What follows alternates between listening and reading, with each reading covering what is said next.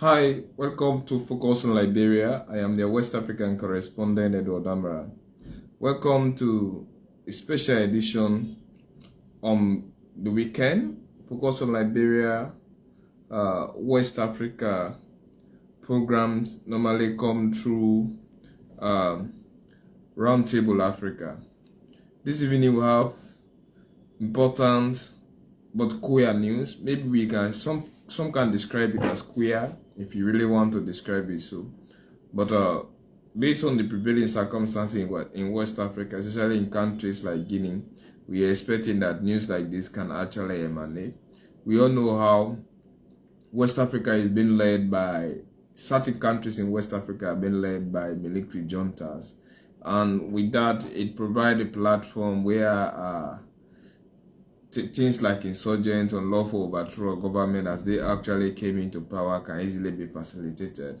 So it was so staggering this morning when we learned about an attempted escape of Musa Dadis Camara, the man who took over power in Guinea just after the death of the long-standing leader of Guinea, that is Lansana Conte, one of the longest-serving leaders in Guinea. He took over power some years back. Today, he made a solid attempt to escape in Guinea. But news reaching my desk late this evening indicate that he has actually returned to prison and maybe denied all claims. Now, we also check into DRC Congo. We learn how teachers there have actually decided not to return to school. Still, jihadist attack is being totally curtailed against their person, and also those teachers who were killed, while others were kidnapped. The government can fully investigate and bring back all issues to book. The teachers are claiming that they will never go back to school.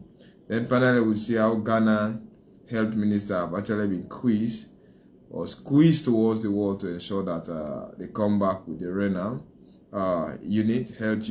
This renal health unit is actually used to take care of people who have kidney diseases, and of late we learned that since dialysis are no longer performed into the renal unit that is in Ghana, that has actually exacerbated the problem of people who are suffering from kidney diseases, and most of them actually have lost their life. And the clinic or the health facility was hosting over 200 patients who are actually suffering from the disease, and people from various parts of West Africa actually going to Ghana to do dialysis of their kidney.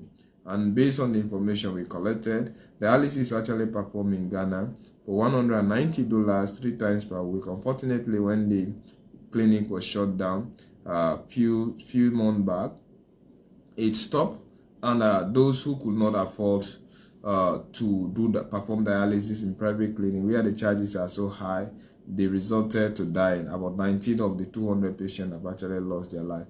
Let's start from the rear. Let's start from Guinea. Yesterday, queer news were actually emanating that Guinea was not as peaceful as people were actually claiming. Before this time, the military have actually banned all sorts of demonstration, and nobody has the right to demonstrate against the sitting government. And the opposition parties have actually been complaining. Civil society have complained. And in some part of 2 years back, Musa Dadis Camara, the man who took over power in Guinea after the death of Lansana Conte, was warmly invited into Guinea. According to him, he said he was not invited, rather he came to actually face justice. Upon his arrival, he took some months in Guinea. His supporters were all cheering around, and later on, when Mamadi Doumbouya, the junta leader, decided that, okay, then let's come and face the music. Or you should come and face the music for crimes that he committed against people. According to the popular stadium demonstration in 2021, it was widely alleged that the so-called man involved in 2017, the so-called man was one of the few people who ordered the killing of innocent civilians during that particular demonstration. But Musa Dadis Camara actually denied according to him, that it was a well orchestrated act by some military personnel who had the intention to overthrow his government. So when the people were demonstrating against Musa Daddy's Camara person, the military or the civilians of Guinea were actually saying that Musa Daddy's Camara should not stand for re-election, or he's not even right to stand for re-election because he is a military junta. He took over power after the death of Lansana Conte in 2008, and in 2009 he was signaling. He actually went on popular campaign saying that he also is a Guinean, he has the right to take over power when Lansana Conte was not performing well, but unfortunately he died into power. So he saw a crumb of people who wanted to take over power that we are not good citizens. So he decided to take over power. Unfortunately, he came, as the military does. They normally give information that they are not interested into power. But in 2029, there is a man who was a para commando decided that, I believe it was anyway, decided that then let me come and take over power. Through legally, he said, I'm going to empty my uniform, take over a uniform, a civilian dress, and contest for power. So people demonstrated into the stadium. It resulted into the killing and raping. Over 157 people were killed and women were actually raped. Musa Daddy's Camara was shot within 2 or 3 days' time. He was wounded, and they say he escaped to Burkina Faso. He had been there throughout this while. So 3 years back, when Alpha Koebe, Mamadou Doumbouya, came into power, he decided to invite the strong man. The strong man said he came. But actually, what I'm thinking here is that, apart from his attempted escape today, and he has now been arrested, or he reported himself, claiming that he's totally innocent of what actually happened today. It was not him, nor his pure supporters that decided to escape with him from prison. He's a man of genuine character, and he knows that he's innocent of all allegations that have been leveled against the person. He trusts into the Guinean justice system, and he believes that he will be set free, or he will exonerate himself before the court of law, since he knows that the Guinean system is not a kangaroo court of justice. But we all know military people. Maybe Daddy's Camara was thinking that, should he come back into Guinea? He was actually going to put on trial. He's actually on trials now. But the junta over there would have exonerated him from all crimes by maybe manipulating the justice system. When he arrived in court on the first day of the trial, he proved to be a man of sane character or sane mind. He narrated, defended himself. When he saw the robustness of the state prosecution, he went into personal psychiatric problem. He claimed that he's not mentally well. So the man started saying all sorts of useless things, or maybe he pretended as if he's a man or somebody who is suffering from dementia in the preceding attendance of the court. And that each time the lead advocate will say, okay, then let my candidate or my counsel be treated until he can have a stable and sound mind before ever he faces justice. He has been there. I think he regretted his coming. That is one. Had he known that he would have actually been put on full trial and the state was interested in prosecuting him when he found him guilty, I don't think whether he would have left Burkina Faso. But he came back. He felt betrayed from Mamadou Doumbouya. He felt betrayed. And we all know how the military play. In fact, they are cowards. They believe that the military are cowards, that is why they go ahead to kill. Any dictator is a coward. He normally fears. And that fear into them lead to killing of a lot of people. They trust no one, and they tend to see anybody as a threat towards their throne or towards their power. That is why they can take decisions indiscriminately and do certain bad things. So today, by gunshot we had in the capital, Conakry, especially around the main military barracks, Musa Daddy's Camara and 3 others, we are freed from the jail or from their various jails when people armed from the teeth stormed those jails and took them out. The military retaliated by closing all boundaries or borders lining with Guinea and Liberia, including the Ivory Coast. and places like Mali or all area where they share their borderland. They mounted a serious manhunt. And it was within a short possible time that we learned that one of the escapees have been arrested.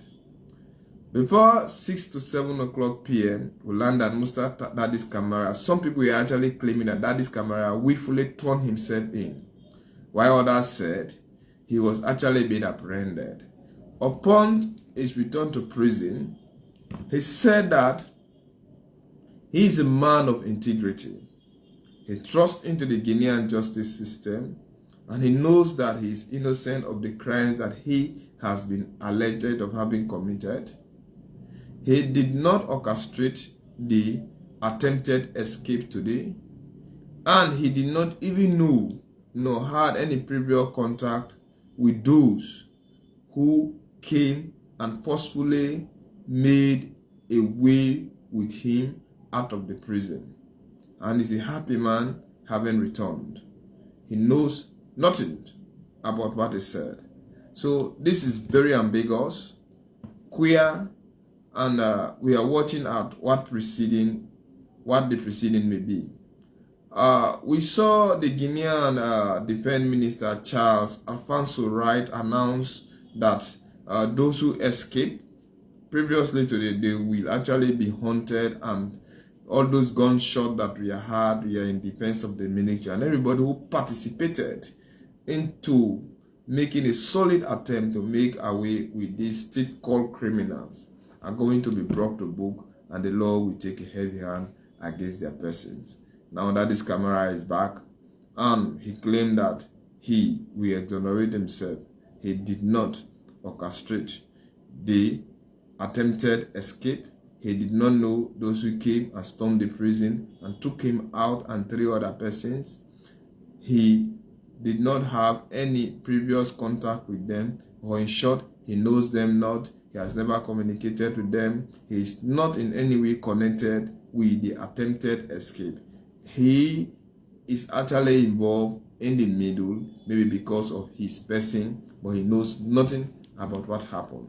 So we are yet, the government has confirmed that he is back to prison or back to jail, and his trial will continue. But the government has also warned that all those who participated into his attempted escape will be squarely dealt with. And in Guinea, there is now a popular law or decree to Guinea that nobody has the right to demonstrate. Anybody who demonstrates against the state will definitely be taken as somebody who wants to maybe bring disruption into the peaceful country. That is what they have said. So it's a sad event, and thank God that this camera came back into prison. And some of us, we are a bit worried, because if it had been a split within the military, it would have created a chaotic situation. Maybe we don't know how it happened, but it's very clear, and we will still continue to have close eyes and ears on what happened until the dust is being laid to rest. Let's go into the DRC Congo. Teachers have decided in the Benin region of DRC Congo have decided not to return to classes till their colleagues who are killed, cases are being fully investigated, and those who are responsible for them should be brought to book. And they're even claiming that the government does not have that ability to protect them, especially in the North Kivu region, where jihadist movement are felt. M23 rebels are there. Children or school pupils have been killed, and teachers are exposed to danger, torture, and whatsoever thing. That they do not believe nor think that the government have that mandate or authority or have the political power to ensure that they protect them. So now they are also protesting against Papa government to ensure that they provide security for them. And their colleagues who actually lost their life, issues should be fully investigated. Those responsible should definitely be brought to book. It's a very sad event that since the days of Mobutu, Laurent Kabila, Joseph Kabila, now we are seeing Tshisekedi into power, MP323 rebels are there. So it's a very sad event. Ebola is also in the Congo. They are one of the richest countries in Africa. Unfortunately, suffering is just the order of day in the DRC Congo. Very, very sad event. They have popular musicians like Kofi Olomide have sung a lot of songs, but unfortunately, things like that definitely not going. Congo is one of them. In fact, some of the minerals that are used to make cell phones are actually found into the Amazon region, into the Congo Basin. Unfortunately, nothing good is actually happening into that French Republic. It's one of the largest countries in Africa, even bigger. They can even take France 3 or 4 times what we are doing. Maybe it's the largest French country on the planet, especially when it comes to Africa, even the world at large. So finally, let's see in Ghana. The head minister has actually been squeezed to the corner, forcing him to ensure that they reinforce, reboost, and also refurnish the Ghanaian renal unit, which is actually used to treat people who suffer from kidney diseases. And that particular area, it was being used to perform dialysis on patients, especially for Ghanaians who are suffering from kidney diseases. And the cost of it is around $190. Doing it outside cost a lot. And before this time, around 200 patients were actually admitted. They do their dialysis at least twice per week with $190. Unfortunately, the clinic went down. According to them, they complained of the infrastructure was not good. They complained a lot of things, and even the health workers' lives have been exposed. So the best they could do by then was to shut down the clinic till the government can step in robustly to ensure that the clinic is being maybe funded in such a way that it can function properly. 19 people lost their life, especially those who could not perform dialysis in private clinics or hospitals where the charges are rather too high compared to the government places. And that is staggering, it's alarming, it's so huge. For just out of 200 patients, 19 people lost their life. So it's like it was a very sad event. Social media, journalists, other state institutions pick up this thing, and the health minister was being brought to parliament, brought to Bukiwa Act, and now they're finding solution how they can definitely reinstate the full functioning of the renal unit to ensure that the patients who are suffering from such diseases can easily perform their dialysis on a cost recovery basis. And unfortunately, I think in Sierra Leone, Liberia, and Guinea, and somewhat many other West African countries, like African countries, dialysis is not performed there. Most of them head to Guinea or Senegal, depending on which one very close to you, so that they can have a treatment for kidney or where dialysis are performed. It's a sad event. So today, thank God to West Africa, and praise God that this camera denied that he is not responsible for his attempted escape. He has now definitely been brought back to prison, and Guinea is now normalized. People are doing their normal job, and maybe we are hoping to hear that by tomorrow the military will reopen boundaries with Sierra Leone, Guinea, Liberia, and other countries. Thank you. Good night.